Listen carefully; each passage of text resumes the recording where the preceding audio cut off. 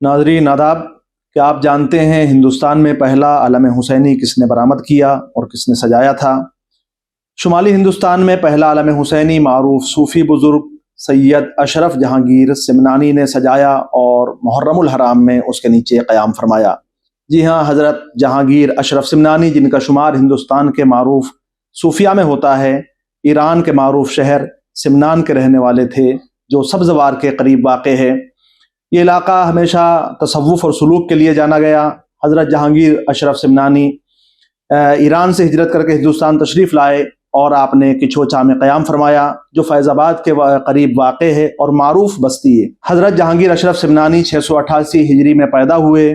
آپ کا اصلی نام سید اشرف ہے اور جہانگیر آپ کا لقب ہے۔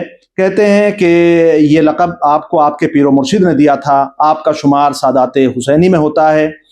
آپ کے والد سلطان ابراہیم سمنان کے بادشاہ تھے۔ ان کے انتقال کے بعد آپ تخت حکومت پر بیٹھے، لیکن حکومت آپ کو راس نہیں آئی اور بہت جلد آپ نے حکومت سے علیحدگی اختیار کر لی اور سلطان محمود کو اپنا تخت دے کر آپ نے تصوف کا لبادہ اوڑھ لیا اور ہندوستان کی طرف ہجرت کی۔ مختلف علاقوں کی سیاحت کرتے ہوئے آپ پنجاب کے معروف شہر اونچ پہنچے، جو مدینۃ الاولیاء بھی کہا جاتا ہے، جہاں صوفیوں کا مرکز ہے۔ معروف صوفی حضرت جلال الدین حیدر سرخ بخاری اور اس کے علاوہ دیگر صوفیہ کا مرکز ہے اونچ شریف۔ جب آپ وہاں پہنچے تو آپ کی ملاقات مخدوم جہانیان گشت سے ہوئی، جو جلال الدین حیدر کے پوتے ہوتے ہیں۔ آپ کی ملاقات ان سے ہوئی اور وہاں پر آپ کافی دن تک رہے۔ ماہ محرم الحرام میں آپ کا وتیرہ یہ تھا کہ آپ نہ کھانا تناول کرتے تھے، نہ اچھا لباس زیبتن کرتے تھے، نہ کسی خوشی کی تقریب میں شرکت کرتے تھے، اور 8 سے 10 محرم تک آپ آرام ترک کر دیتے تھے اور کسی تقریب میں شرکت نہیں کرتے تھے، غمزدوں کی طرح رہا کرتے تھے۔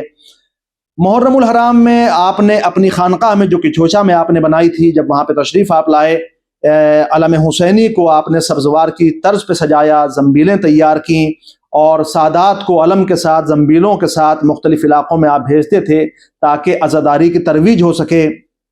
چونکہ سبزوار میں عزاداری کا یہی طریقہ تھا اور اسی طریقے پر آپ نے عزاداری کو ہندوستان میں رائج فرمایا۔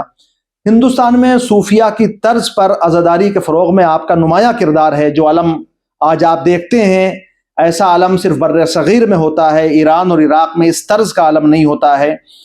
لیکن جو علم سب سے پہلے جہانگیر اشرف سمنانی نے تیار کیا، وہ ایران کی طرز پر، یعنی سبزوار کی طرز پر تھا۔